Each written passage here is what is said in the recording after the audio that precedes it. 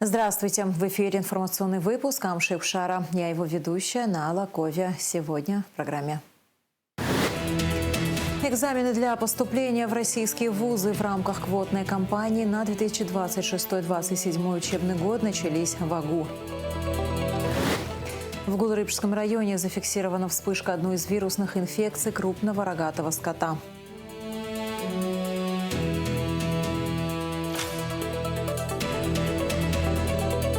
Традиционная акция «Ночь в музее» прошла в Сухуме. Жители и гости республики могли посетить разнообразные культурные события и выставки.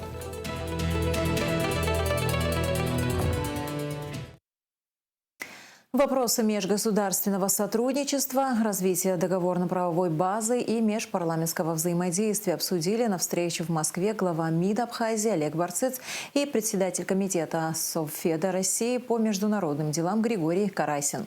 Развитию межгосударственных отношений между Абхазией и Россией в последнее время придан дополнительный импульс. В республике реализуют масштабные инфраструктурные проекты, отметил Барцыц. Карасин, в свою очередь, подчеркнул важность для России сотрудничества с Абхазией в части поддержания баланса и мира на постсоветском пространстве. В рамках рабочей поездки в Москву Олег Барцыц встретился с ректором МГИМО, академиком Анатолием Таркуновым. Они обсудили вопросы подготовки кадров для внешнеполитического ведомства Абхазии, а также перспективы расширения академических программ и стажировок. Были достигнуты договоренности о подготовке конкретных предложений по расширению сотрудничества. В частности, о подписании меморандума о сотрудничестве, который закрепит форматы курсов повышения квалификации для сотрудников МИД, а также выездных курсов экспертов МГИМО в Республике Абхазия для более широкой аудитории и открытых лекций для абхазских студентов. Олег Барцыц и Анатолий Таркунов также договорились об установлении бюста выдающегося писателя Фазили Искандера на территории вуза. Олег Барцыц также встретился со студентами, в том числе и членами абхазского землячества МГИМО. Суицидальная паранойя. Так в Москве назвали идею министра иностранных дел Литвы о нападении НАТО на Калининград. Накануне глава литовского дипведомства призвал Альянс показать России, что блок способен сравнять с землей российские средства ПВО и ракетные базы в Калининграде. Москва неоднократно предупреждала, что Россия будет уничтожать любые угрозы Калининградской области, если они возникнут. А возможная блокада региона может привести к невиданной эскалации конфликта с НАТО. Мы обсудили угрозы Вильнюса с заместителем редактора международного отдела газеты «Комсомольская правда» и политологом Дмитрием Бабичем. По его словам, очень трудно перебить западную пропаганду о страшном русском медведе, которая сама страна НАТО угрожает атакой на Россию. Наблюдается одна и та же дихотомия. С одной стороны, они говорят, что Россия может на них напасть, а с другой стороны, прибалтийские власти все время делают все, чтобы рассердить Россию, чтобы ее раздразнить. Тем не менее, сразу скажу, что слова господина Будриса, министра иностранных дел Литвы, о том, что неплохо бы попробовать силы НАТО на Калининграде, это не первый раз. В 2011 году предшественник Будриса Линкевичус, бывший секретарь райкома ВЛКСМ, между прочим, он грозился, что нужно с Калининградом, если надо, разобраться при помощи сил НАТО. Так что эта мысль не новая, но удивительно, что она прозвучала сейчас, когда идут совместные маневры России и Белоруссии по использованию тактического ядерного оружия, в тот самый момент, когда очень напряженная обстановка из-за явного использования территории прибалтийских республик украинскими дронами. Я не берусь судить, запускаются они, эти дроны, прямо с территории той же Литвы или Эстонии, или они пролетают через их воздушное пространство. В любом случае, в любой стране такие действия или такое бездействие, когда через вашу территорию летят ракеты, дроны на другую страну, это рассматривается как вообще-то повод к военным действиям. Вместе с тем, другая прибалтийская страна также оказалась в центре внимания. В службе внешней разведки России сообщили о том, что Украина готовит удары по России с территории Латвии. В ведомстве отметили, что киевские власти убедили Ригу дать согласие на проведение операции. Дмитрий Бабич провел параллели с тем, как Запад настраивает страны по периметру России на агрессию, в частности, на Южном Кавказе. И что в Абхазии помнят, чем это обернулось в предыдущие разы. То есть в чем я вижу сходство южно-кавказской ситуации и того, что сейчас мы имеем в Прибалтике? Всякий раз, когда у некоторых правительств, иногда у целых народов небольших Восточной Европы, Кавказа, возникает ощущение, что Россия ослабла, что можно поменять границы, изменить вековые какие-то сложившиеся уже отношения, всякий раз это ведет к войне. Именно потому, что они хотят воспользоваться возможностью. Им кажется, что потом Россия будет опять сильная, ничего не получится, надо вот сейчас. Первая волна постсоветских войн — это конец 80-х, начало 90-х, когда грузинские националисты, другие, значит, южно-кавказские националисты, часто противостоявшие друг другу, да, они решили, вот Горбачев слабый, Ельцин вообще, значит, другое государство. Вот мы сейчас поменяем границы, потому что, может быть, это единственный шанс, следующий будет через 500 лет. Не надо упрощать ситуацию. Нынешнее руководство Грузии не пророссийское.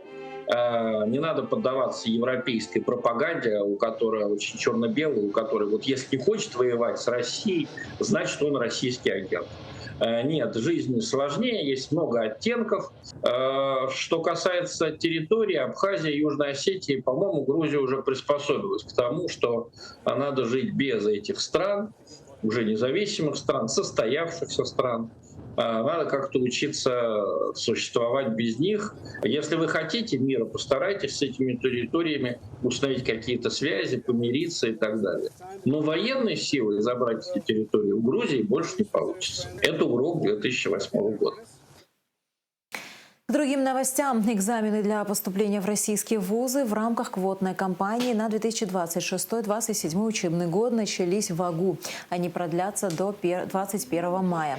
Формат – очное тестирование по общеобразовательным предметам – химии, русскому языку, математике, мировой истории, биологии, физике. Кандидаты, претендующие на бакалавриат и специалитет, ранее успешно прошли первый этап отбора – заполнения заявки. Исполняющий обязанности руководителя представительства Россотрудничества в Абхазии Вадим Банников напомнил, что в этом году Абхазии выделено 115 квот, на 5 больше, чем в прошлом году. Всего на поступление в российские вузы подано 291 заявка. Претенденты по итогам экзаменов будут поступать в учебные заведения Российской Федерации без дополнительных испытаний, за исключением творческих специальностей. Они будут сдавать экзамены в вузах, в которые планируют поступать. Реализация новых проектов, в частности, проекта реконструкции Государственного музея боевой славы имени Владислава Арзенба, посвящен визит делегации Нижнего Новгорода в город Сухум во главе с исполняющим обязанности первого замглавы администрации Нижнего Новгорода Еленой Антоновой. Глава администрации Сухума Тимур Агрба, приветствуя гостей, поблагодарил за уже реализованные проекты по подсветке набережной и масштабной реконструкции сквера в новом районе. Мэр столицы выразил удовлетворение совместной работой и готовность к дальнейшему сотрудничеству.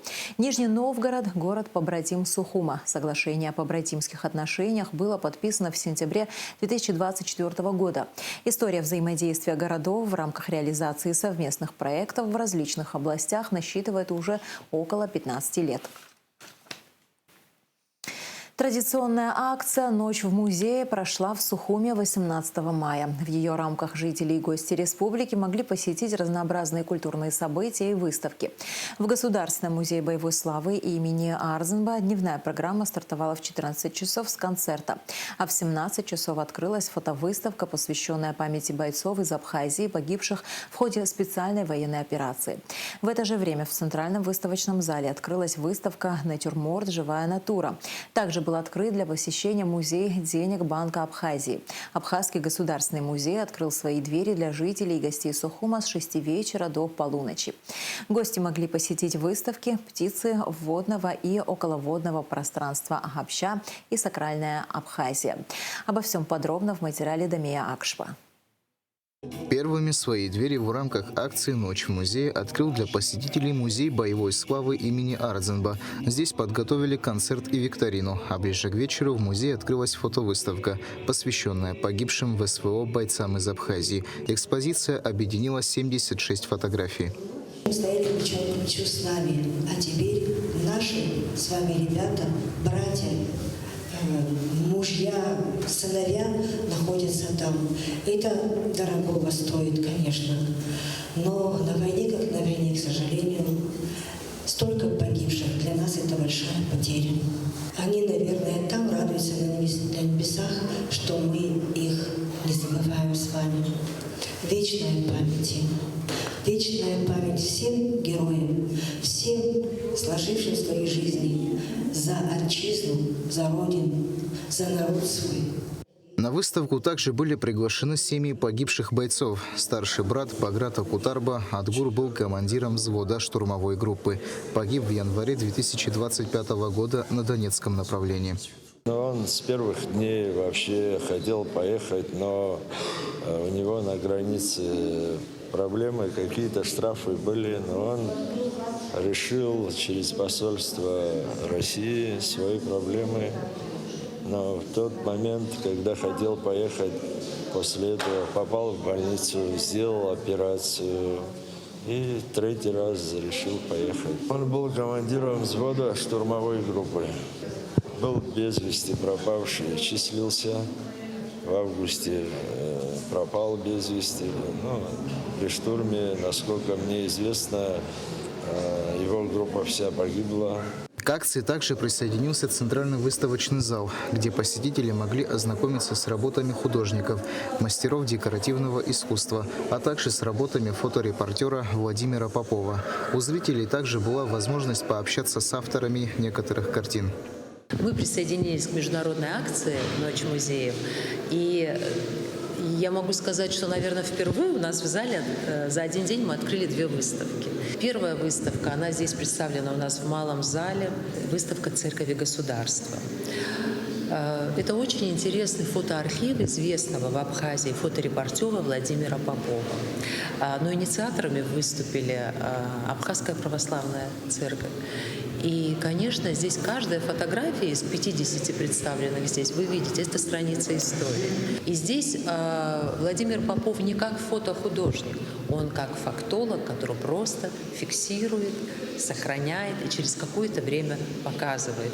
В Абхазском государственном музее для посетителей подготовили насыщенную и позитивную программу. В этот вечер гостям представили множество интересных экспонатов, рассказывающих об истории, культуре и традиции абхазов. Сотрудники провели увлекательные экскурсии по всем отделам музея. Экскурсионная программа вызвала большой интерес как у взрослых, так и у молодежи. Атмосфера вечера позволила гостям по-новому взглянуть на богатое культурное наследие страны. Акция направлена на то, чтобы как можно больше людей посещали такого рода мероприятия, больше узнавали свою культуру, изучали свою религию, проявляли уважение друг к другу. Как вы знаете, на первом этаже мы большой такой упор сделали на природу нашей страны. У нас большие проблемы связаны с краснокнижными птицами, поэтому мы надеемся, что в ближайшее время все-таки этот вопрос будет поднят нашими экологами, институтами, и мы наконец-то создадим свою красную книгу, куда будут включены все те птицы, которые у нас находятся на грани исчезновения. В рамках акции в Государственном музее подготовили выставку под названием «Сакральная Абхазия. Вера и традиции». Посетители могли узнать больше о традиционных верованиях абхазов, о древних корнях христианства и о раннем исламе на территории страны.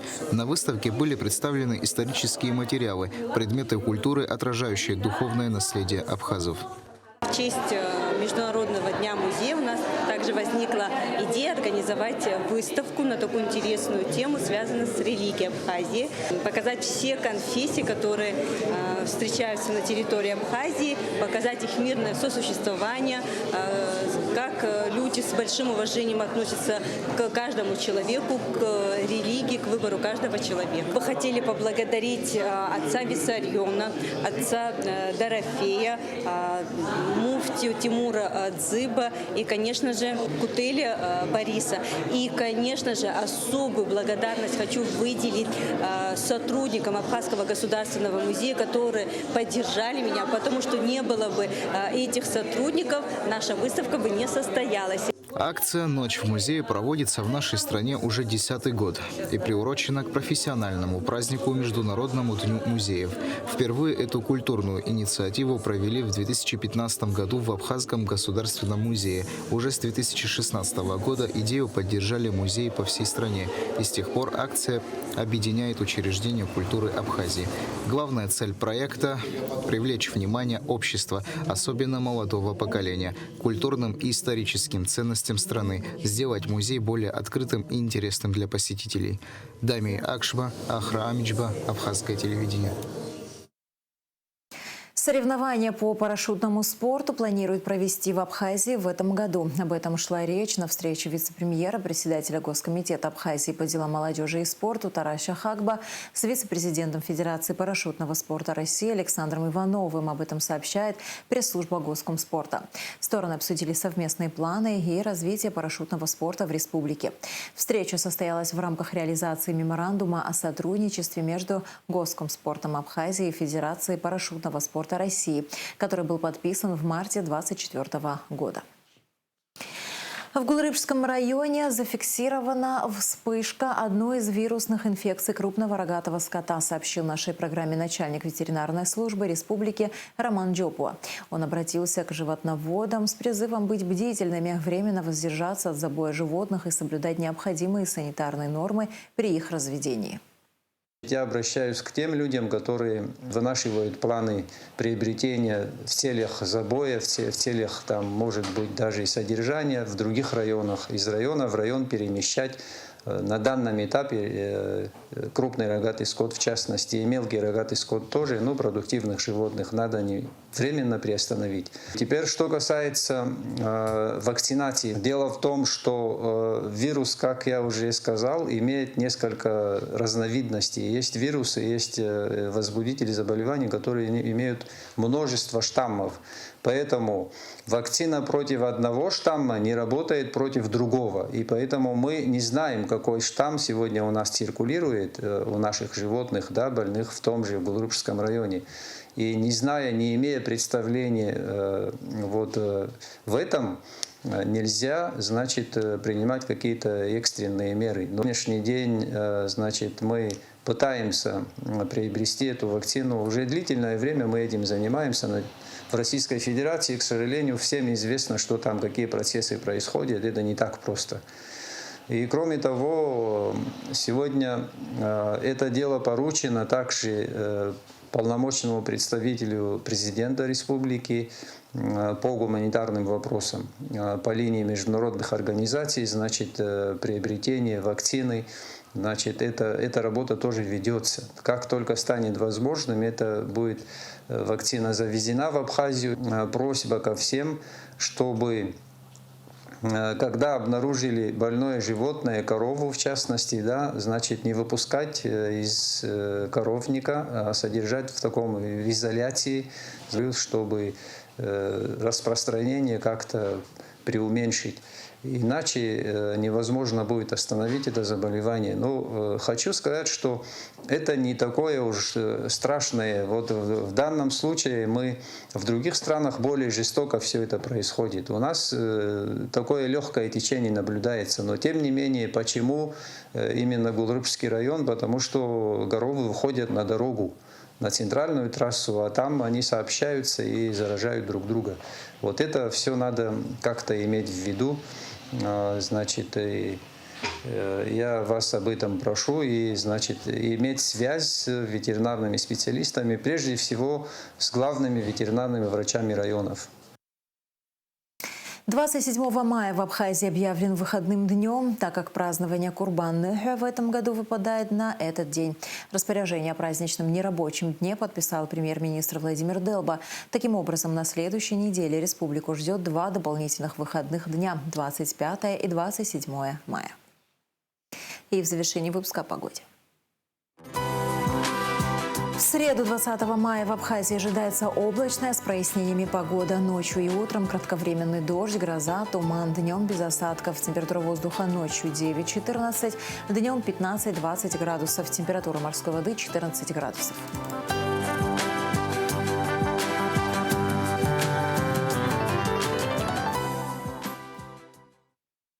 На этом наш выпуск завершен. До скорых встреч в эфире.